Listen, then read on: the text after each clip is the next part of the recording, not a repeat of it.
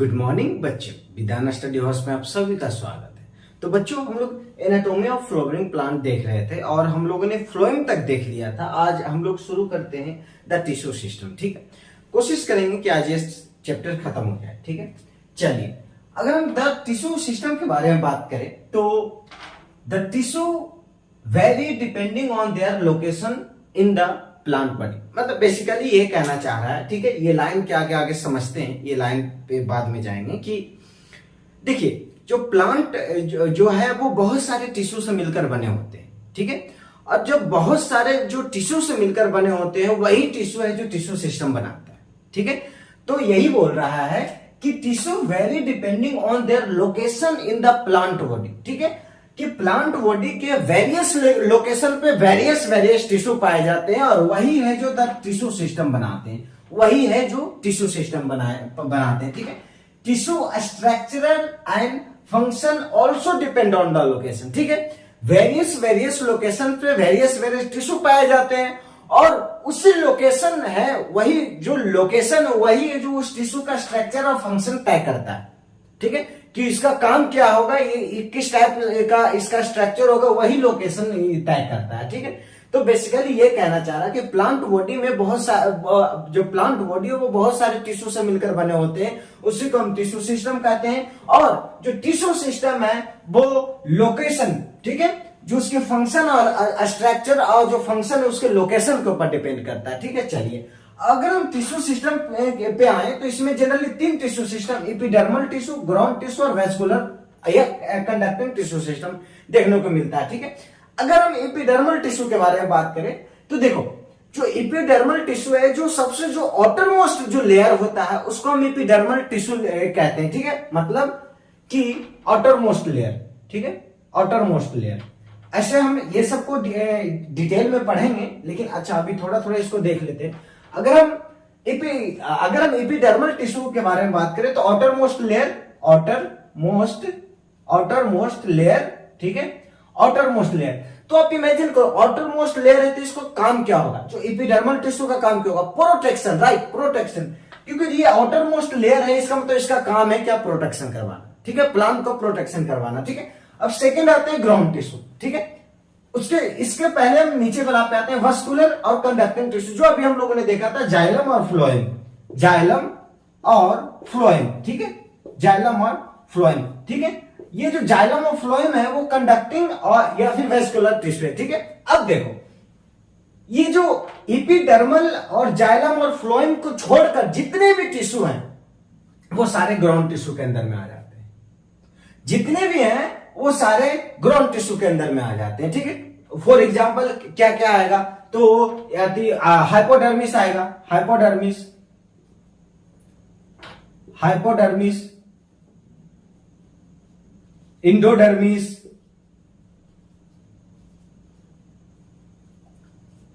Pericycle, teeth.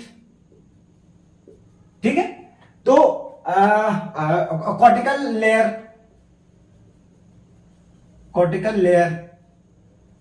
ठीक है। तो ये जितने भी हैं, मतलब कि जाइलम और फ्लोएम और एपिडर्मल के छोड़कर जितने भी टिश्यू सारे ग्राउंड टिश्यू में आ जाएंगे। ठीक है, सारे ग्राउंड टिश्यू में आ जाएंगे। ठीक है, चलिए, तो ये हो गया। ठीक है, ये टिश्यू सिस्टम जनरली कितने पार्ट में बांटे गए हैं, एपिडर्मल, ग्राउंड टिश्यू और वेस्कुलर हम लोगों ने देख लिया, जाइलम और फ्लोएम। एपिडर्मल लेयर, जो एपिडर्मल टिश्यू है वो अभी हम लोग देखेंगे। ठीक है, तो हम लोग अभी शुरू करते हैं एपिडर्मल लेयर क्या होता है। ठीक है, चलिए, तो अब हम देखते हैं एपिडर्मल टिश्यू सिस्टम। ठीक है, एक्चुअली बच्चों, मैं अभी पूरी ये स्लाइड को समझा दिया था, लेकिन उसके बाद कैमरा बंद करने गया नए स्लाइड के लिए, तो पता चला कि कैमरा मैं ऑन ही नहीं किया था। ठीक है, तो फिर से आते हैं। तो अब देखते हैं एपिडर्मल टिश्यू सिस्टम। ठीक है, अब बहुत ध्यान से समझिएगा, इसमें कुछ कुछ पॉइंट ऐसे हैं जो बहुत इंटरेस्टिंग है। ठीक है, समझने वाली है कि it is found outermost covering of the whole plant body.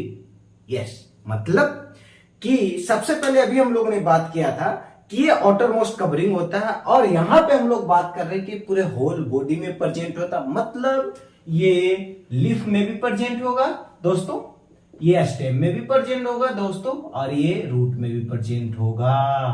ठीक है, किस किस फॉर्म में प्रेजेंट होता है अभी हम बताते हैं। ठीक है, चलिए, तो अभी क्या था, it is found outermost covering of the whole body, outermost covering of the whole, outermost covering होने की वजह से इसका एक इंपॉर्टेंट जो काम है वो प्रोटेक्शन करना है। ठीक है, तो protection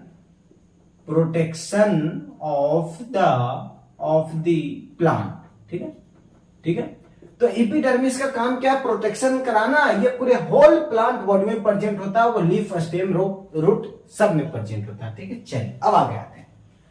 epidermal tissue comprises epidermal cell.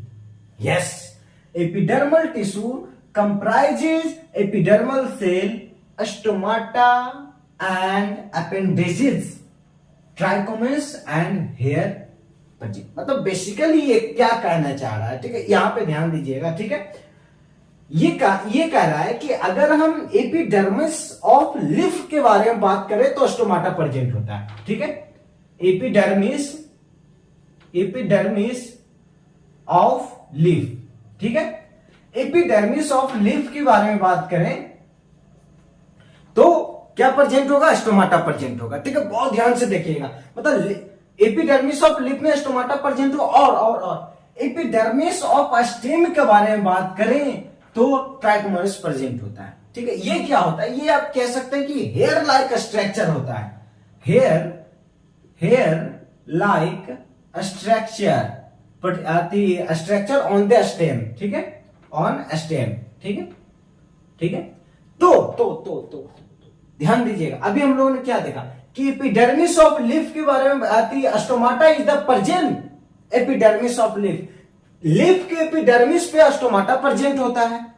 ठीक है, स्टेम के एपिडर्मिस पे ट्राइकोमस प्रेजेंट होता है, जो हेयर लाइक स्ट्रक्चर होता है। ठीक है, और रूट के एपिडर्मिस पे रूट हेयर प्रेजेंट होता है, रूट हेयर प्रेजेंट होता है।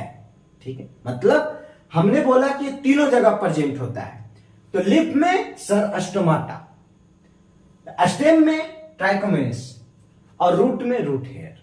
ठीक है, मतलब एपिडर्मिस ऑफ लीफ के अगर बारे में बात करें तो स्टोमाटा, एपिडर्मिस ऑफ स्टेम के बारे में बात करें तो ट्राइकोमस, और एपिडर्मिस ऑफ रूट के बारे में बात करें तो रूट हेयर। ठीक है, यही तीनों कहना चाह रहा है। ठीक है, अब हम आगे आते हैं।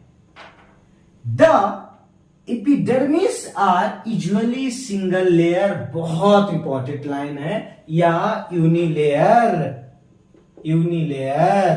ठीक है, तो मतलब ये कहना चाह रहा है कि एपिडर्मिस ऑफ जो जनरली जो एपिडर्मिस होते हैं वो सिंगल लेयर होते हैं, यूनिलेयर होते हैं। ठीक है, चलिए अब जो ये वाले लाइन है बहुत ध्यान से समझिएगा कि outside of epidermis covered by vaccine thick layer is called cuticle.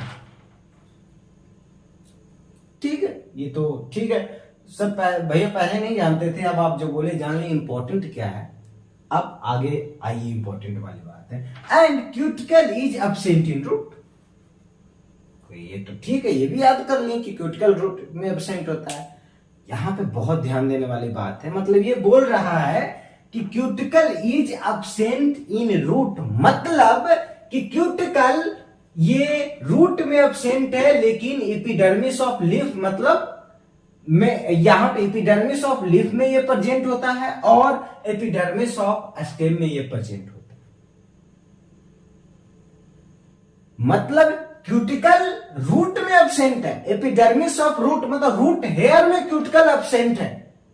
ठीक है, रूट हेयर में क्यूटिकल एब्सेंट है, मतलब cuticle is absent in root hair, मतलब रूट एपिडर्मिस में वो एब्सेंट है, ये लिफ एपिडर्मिस में और स्टेम एपिडर्मिस में ये प्रेजेंट होता है। ठीक है, यही ये कहना चाह रहा है। ये इतना सिंपल लाइन लिखा हुआ है, लेकिन ये कहना क्या चाह रहा है मैं इसके अंदर जा रहा था। ठीक है, आप लिफ देखे होंगे ना, ऊपर एक चिकना सा एक वैक्सीन लेयर होता है जिसके वजह से लिफ जो पत्तियां वो चमकती है, क्यूटिकल ही तो है दोस्त, तो लिफ में प्रेजेंट होता है।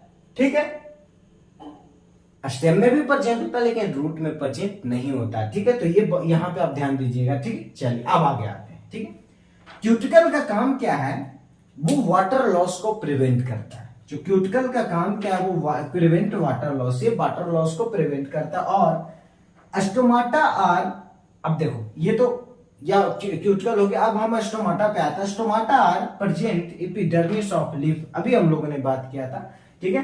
अगर हम एपिडर्मिस ऑफ लीफ के बारे में बात करें तो उसमें स्टोमाटा प्रेजेंट होता है, ठीक है। चलिए स्टोमाटा का काम क्या, वो रेगुलेट करता है, दो चीज रेगुलेट करता है। पहला ट्रांसपिरेशन और गैसियस एक्सचेंज, ट्रांसपिरेशन और गैसियस एक्सचेंज को रेगुलेट करता है कौन कौन कौन कौन, स्टोमाटा, स्टोमाटा, ठीक है। चलिए अब आते हैं स्टोमाटा के बारे में और कुछ जान लेते हैं। Stomata compose two bean shaped called guard cell. Yes, जो स्टोमाटा है वो दो बीन शेप से मिलकर बना है जिसको हम गार्ड सेल कहते हैं, और बीच responsible for enclosed of stomatal pore. Opening and closing of stomata is the responsible for, मतलब guard cell is the responsible for opening and closing of stomata. बहुत इंपॉर्टेंट लाइन है, ठीक है। Guard cell is the responsible for opening and closing of stomata, मतलब कि विच enclosed stomatal पोर, जो stomatal पोर को बंद करता है, ठीक है, कौन, गार्ड सेल, ठीक है। तो अब हम और आगे आते हैं और हम इसके बारे में देखते हैं। चलिए तो आगे आते हैं और एपिडर्मल टिश्यू देख रहे थे, उसको खत्म कर देते हैं, ठीक है। कि हम देख रहे थे स्टोमाटा के बारे में, देखे थे लास्ट लाइन में, और हमें देखे थे कि हमने ये देखा था कि जो गार्ड सेल है वो स्टोमाटा को ओपनिंग एंड क्लोजिंग के लिए रिस्पॉन्सिबल होता है। अब आगे आते हैं कि in grasses stomata are dumbbell shape, grass में जो स्टोमाटा होता है वो डंबल शेप होता है। प्रीवियस ईयर क्वेश्चन दिए है, ठीक है। In grasses stomata are dumbbell shape, ठीक है। The guard cell possess chloroplast and regulate, यही जो अभी हम लोगों ने देखा था कि जो गार्ड सेल है वो opening and closing of stomata के लिए रिस्पॉन्सिबल होता है, ठीक है। अगर स्टोमाटा खुल रहा है, बंद हो रहा है, तो वो गार्ड सेल की वजह से ही हो रहा है, ठीक है। अब आगे आते हैं। ए फ्यू एपिडर्मल सेल, ध्यान से देखिएगा, a few epidermal cell in the vicinity of guard cell called subsidiary cell, ठीक है, कॉल्ड सब्सिडरी सेल। और stomatal apparatus is equal to guard cell and subsidiary cell, ठीक है। अब देखो एक मैं इमेज बनाता हूं, ठीक है, एक इमेज बनाता हूं।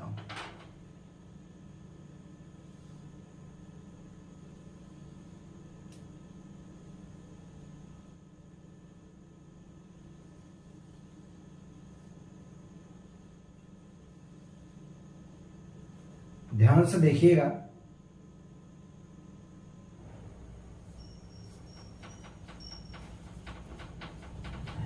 एंड गार्ड सेल, ठीक है। चलिए अब देखो, अरे यार पता है मैं 1-1:30 बजे वीडियो शूट कर रहा हूँ, फिर भी गाड़ी गुजर रहा है, अब मैं क्या करूं। हाँ, तो गार्ड सेल, ये मैं एक इमेज बनाई, यहां से समझते हैं, ठीक है। चलिए तो अभी हम कहां थे, ठीक है, कि जो गार्ड सेल है वो opening and closing of stomata के लिए रिस्पॉन्सिबल होता है। हम लोगों ने देख लिया गार्ड सेल क्या है, ये है गार्ड सेल, ठीक है। ये दोनों है, ये और ये गार्ड सेल है, ठीक है। चलिए अब आगे, A few epidermal cell in the vagantry of guard cell is called subsidiary cell, ठीक, सब्सिडरी सेल। जो गार्ड सेल के जो चारों तरफ जो मैं रेड कलर के बनाया हूं, ठीक है, इसको सब्सिडरी सेल कहते हैं, ठीक है। गार्ड सेल और एपिडर्मिस के जो बीच में, ये देखो, ये एपिडर्मिस है, ये जो मैं ब्लू से कलर किया हूं वो एपिडर्मिस है। जो रेड से जो कलर किया हूं उसको सब्सिडरी सेल कह रहे हैं, ठीक है। मतलब गार्ड सेल और एपिडर्मिस के बीच में जो रेड कलर का है ये इसको सब्सिडरी सेल कहते हैं। तो यही बोल रहा है कि few epidermal cell in the vicinity of guard cell is called subsidiary cell, ठीक है। स्टोमाटल apparatus, मतलब अब देखो ये जो बीच का जो पोर्शन है, इसको स्टोमाटल apparatus कहते हैं, ठीक है। ये बोल रहा है कि जो स्टोमाटल apparatus है वो गार्ड सेल और सब्सिडरी सेल से मिलकर बना है। तो यही बोल रहा है कि stomatal apparatus is equal to guard cell, ये गार्ड सेल है, और प्लस ये रेड वाला जो सब्सिडरी सेल है, और ये जो गार्ड सेल है, ये गार्ड सेल है, और ये जो रेड वाला सब्सिडरी सेल, ये दोनों मिलकर क्या स्टोमाटल apparatus बनाते हैं। ये दोनों मिलकर स्टोमाटल apparatus बनाते हैं, ठीक। तो यही कह रहा है कि स्टोमाटल अपरेटस में तो guard cell plus subsidiary cell, जो रेड वाला सब्सिडरी सेल है ये गार्ड सेल, ठीक है। चलिए अब आगे आते हैं, ठीक है। The cells of epidermis bears हाँ चलो, इसके बाद ये नीचे जो है वो अभी हम लोगों ने देख लिया था, एक बार बस मैं लिख दिया हूं। तो ये अब इसमें समझने वाले क्या बात है, ये है लिफ का, जो लिफ को काटे हैं, ठीक है। काटने के बाद जो इसमें एपिडर्मिस आती, जो टिश्यू जो है एपिडर्मिस टिश्यू देखने की कोशिश किए हैं। उसके बाद जब उसको काटते हैं तो हमें क्या क्या मिला वो देखो। तो सबसे पहले ऊपर वाला जो लेयर एपिडर्मिल सेल मिल गया, ठीक है। उसके बाद फिर जो रेड कलर की एक सब्सिडरी सेल आती है वो उसको क्या कहते हैं, ये few epidermal cell in the vicinity of guard cell. उसके बाद फिर बीच में गार्ड सेल के बीच में ये देखो ये छोटे छोटे क्लोरोप्लास्ट पाए जाते हैं, ठीक है। उसके बाद फिर इसको स्टोमाटल अपरेटस कहते हैं, जो बीन शेप का स्ट्रक्चर होता है, ठीक है। और ठीक है, तो ये सॉरी जो बीन शेप का स्ट्रक्चर उसको हम गार्ड सेल कहते हैं। स्टोमाटल जो अपरेटस ये जो खाली जगह है इसको स्टोमाटल अपरेटस कहते हैं, ठीक है। स्टोमाटल जो अपरेटस है वो सब्सिडरी सेल या गार्ड सेल से मिलकर बना होता है, ठीक है। तो यही कहना चाह रहा है, ठीक है। अब हम आगे आते हैं। The cells of epidermis bears numbers of hairs. अभी हम लोगों ने बात किया था कि नंबर्स ऑफ हेयर्स बियर्स करते हैं, ये स्टेम में भी बियर्स करते हैं, ये रूट में भी बियर्स करते हैं, ठीक है। चलिए अब आते हैं, सबसे पहले रूट का देखते हैं कि the root hair is unicellular. अभी हम लोगों ने देखा था कि अगर हम रूट में एपिडर्मल टिश्यू के बारे में बात करें तो रूट हेयर प्रेजेंट होता है उसमें, ठीक है। एपिडर्मल टिश्यू में क्यूटिकल एब्सेंट होते हैं। और the root hair is unicellular, वो यूनिसेलुलर होता है। और elongation of the epidermal cell, ये एपिडर्मल सेल का इलोंगेशन होता है रूट हेयर, ठीक है, वो यूनिसेलुलर होता है। चलिए यहां तक कंप्लीट। अब आगे आते हैं, अब स्टेम में आते हैं। On the stem epidermal hair, उसको हम ट्राइकोमस कहते हैं, अभी हम लोगों ने देख लिया था, ठीक है। ये हेयर लाइक स्ट्रक्चर होता है, मतलब हेयर स्ट्रक्चर होता है वो स्टेम के ऊपर, ठीक है। ट्राइकोमस हेल्प्स, इसका काम क्या है, preventing water loss due to transpiration. Transpiration के वजह से जो वाटर लॉस होता है उसको प्रिवेंट करने के लिए करना ही ट्राइकोमस का काम होता है, ठीक है। तो ये एपिडर्मल सेल यहाँ पे खत्म हो जाता है। ये इमेज को समझा दिए, आप लोगों ने समझ लिया। हम लोगों ने इसमें देखा एपिडर्मल सेल क्या है, कहां कहां प्रेजेंट होते हैं, ठीक है, किस किस फॉर्म में प्रेजेंट होते हैं, ठीक है। अगर लिफ की बात करें तो स्टोमाटा, अगर स्टेम की बात करें तो ट्राइकोमस, और अगर हम रूट की बात करें तो रूट हेयर, ठीक है। ये यूनिसेलुलर होता है। यूनिसेलुलर का मतलब है कि ये सिंगल, यूनिसेलुलर नहीं मतलब सिंगल लेयर का होता है, यूनिसेलुलर भी होता है, ठीक है। या अगर हम रूट के बारे में बात करें ना, ठीक है, रूट हेयर के बारे में बात करें तो यूनिसेलुलर होता है, ठीक है। चलिए तो ये हो गया। उसके बाद अभी हम लोग कहाँ थे, अभी हाँ वहां थे, ठीक है। ये क्यूटिकल किसमें प्रेजेंट होता है, इसमें क्यूटिकल नहीं प्रेजेंट होता, बाकी इसमें स्टेम और लीफ में क्यूटिकल प्रेजेंट होता है, ठीक है। चलिए ये हो गया।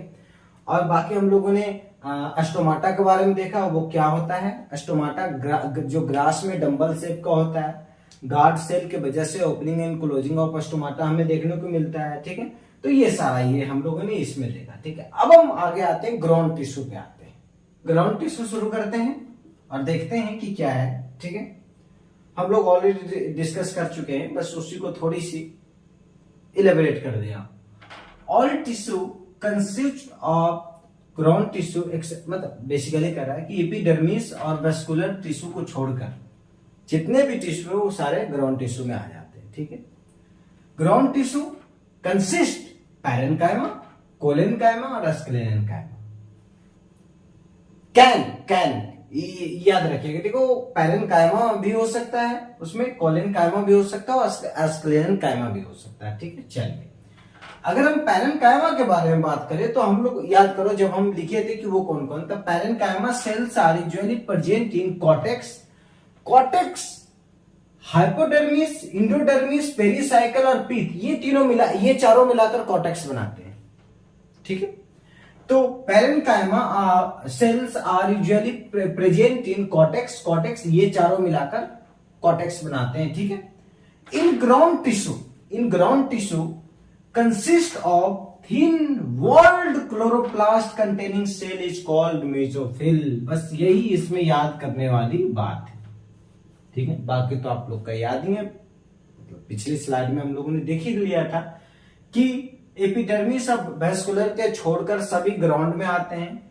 It can be parenchyma, collenchyma, sclerenchyma, ठीक है। और मतलब कहां कहां प्रेजेंट होता है, हाइपोडर्मिस, इंडोडर्मिस, पेरिसाइकिल और पीत, ठीक है। ये सारे जो है ये पैरेन्काइमेटस सेल मतलब के अंडर में आते हैं, ठीक है। कॉर्टेक्स, ठीक है, कॉर्टेक्स में 4 हैं, ठीक है। अब इसमें ये बेसिकली मेन इंपॉर्टेंट लाइन है कि in ground tissue consist of thin walled chloroplast, thin walled chloroplast containing cells, containing क्या, cells is called mesophyll cells, ठीक है। तो ये हो गया मेसोफिल, ठीक है। तो ये हो गया ग्राउंड टिश्यू। अब हम आते हैं वेस्कुलर टिश्यू पढ़ना, क्योंकि ऑलरेडी आपको पता, चलो ठीक है, एक बार इंट्रोडक्शन टाइप का देख लेते हैं, ठीक है। तो करते हैं वेस्कुलर टिश्यू, ठीक है। ऑलरेडी आप लोगों को पता है, लेकिन एक बार रिवीजन के तौर पे ले लेते हैं कि कंसिस्ट कॉम्प्लेक्स टिश्यू, जाइलम और फ्लोएम। वेस्कुलर में जाइलम और फ्लोएम आते हैं, ठीक है। Xylem plus phloem is equal to vascular bundle, ये भी आपको पता है, अभी हम लोगों ने देखा। इन dicot stem cambium is present between phloem and xylem, xylem और फ्लोएम के बीच में कैम्बियम प्रेजेंट होता है, किसमें, डाइकोट में, मोनोकोट में प्रेजेंट नहीं होता, याद रखिएगा, अभी हम आगे वहां पे भी आ रहे हैं। In dicot stem cambium is present between phloem and xylem, इसी के वजह से ability to form secondary tissue called open vascular bundle, ठीक है। ये जो कैम्बियम, देखो डाइकोट स्टेम में कैम्बियम फ्लोएम और जाइलम के बीच में प्रेजेंट होता है, इसी की वजह से ओपन वेस्कुलर बंडल का फॉर्मेशन होता है, ठीक है। चलिए, ठीक है। In monocotyledons no cambium present in between xylem and phloem, इसलिए ये क्लोज होता है, ये प्रेजेंट होता है इसलिए ओपन होता है, और यहाँ पे प्रेजेंट मोनोकोट में जो जाइलम, जो कैम्बियम है वो जाइलम फ्लोएम के बीच में प्रेजेंट नहीं होता, इसलिए ये क्लोज होता है, ठीक है। चलिए अब आगे आते हैं। In root xylem and phloem are arranged in alternate manner, बहुत इंपॉर्टेंट लाइन है, एग्जाम में पूछा गया है और पूछा जा सकता है कि रूट में जाइलम और फ्लोएम की अरेंजमेंट कैसी होती है, तो आप कहोगे कि सर ये अल्टरनेट मैनर में होती है, मतलब रेडियल होती है, मतलब रेडियल होती है, ठीक है। आप कहोगे कि सर रूट में जाइलम और फ्लोएम की अरेंजमेंट अल्टरनेट मैनर में होती है, मतलब सर रेडियल होती है। देखो क्या बात है यार। अब देखो नेक्स्ट आते हैं, xylem and phloem attach along the same radius, यहां पे बोल रहा है कि से इफ जाइलम और फ्लोएम, अगर जाइलम और फ्लोएम सेम रेडियस पे अटैच है उसको हम कंजॉइंट कहते हैं। तो ये हो गया द वेस्कुलर टिश्यू, और मुझे लगता है कि इससे आगे मेरी हिम्मत नहीं है क्लास लेने की अभी, क्योंकि जब से मेरी तबीयत खराब, डेंगू जब से हुआ, मैं बहुत वीकनेस में हूँ, और कॉलेज भी जाना रहता, आना रहता है, और भी बहुत सारी चीजों पे काम चल रही है।